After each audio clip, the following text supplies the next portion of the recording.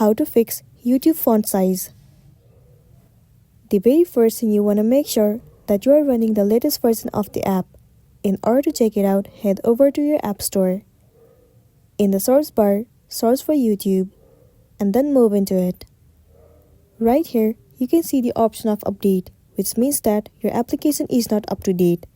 In this case, tap on update and update your app to the latest version. Now wait for a while for it to complete. Once you've got the latest version of the app, the next thing you want to do is head over to the settings of your device. Inside settings, scroll down and then head over to accessibilities. Now head over to display and text size and then move into larger text. It will land you on this page. Over here, what you want to do is enable this option, larger accessibility size. Once you have enabled, now what you want to do is at the bottom of the screen, you'll get to see this white little button.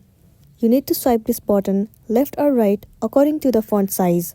So let me put up this font size right now. Once done, now go back and head over to your application YouTube. There you can see that the font size has been fixed and changed. Likewise, you can change the font size anytime you want to, and then you'll be good to go. So that's all for today, and this is simply how you can fix YouTube font size. Make sure to smash the like button and consider subscribing if you found this video helpful. We'll see you in the next one.